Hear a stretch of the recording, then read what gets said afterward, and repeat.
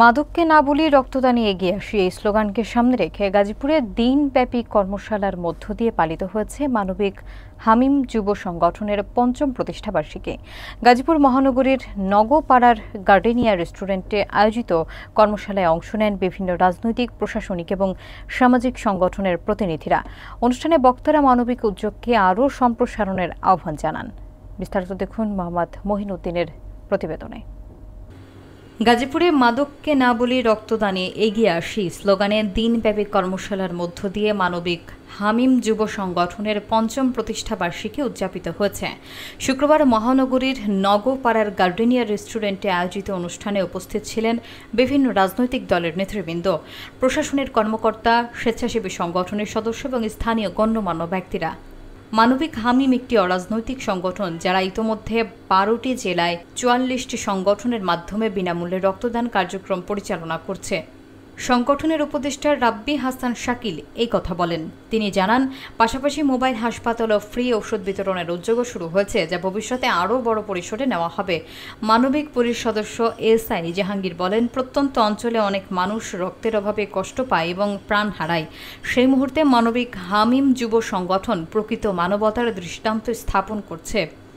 দিনব্যাপী কর্মশালায় সংগঠনের স্বেচ্ছাসেবীরা ভবিষ্যৎ পরিকল্পনা নির্ধারণ করেন এবং সমাজে মানবিকতার বার্তা ছড়িয়ে দেওয়ার অঙ্গীকার পুনর্ব্যক্ত করেন।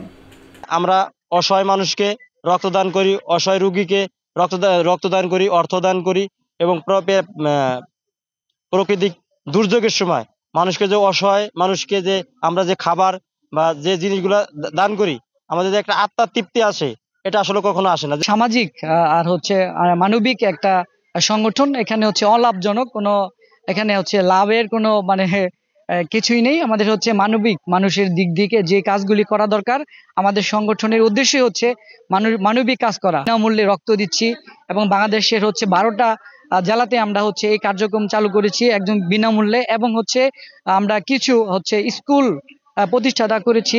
আমরা এরকম পরিকল্পনা আছে ভ্রাম্যমান যে মোবাইল হসপিটালগুলি বলে, যেগুলি প্রত্যন্ত এলাকায় যেগুলি আপনি চিকিৎসা পাচ্ছেন, ওইসব এলাকাতে চিকিৎসার ব্যবস্থা করা, ওষুধ সরবরাহ করা, এগুলি আমরা ছোট ছোট পরিসরে করতেছি।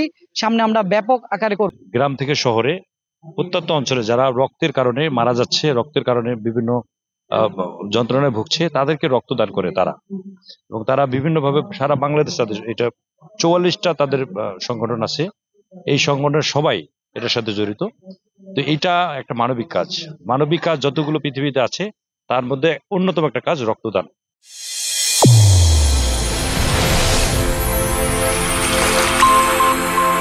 চ্যানেল A1 হৃদয়ের স্পন্দন।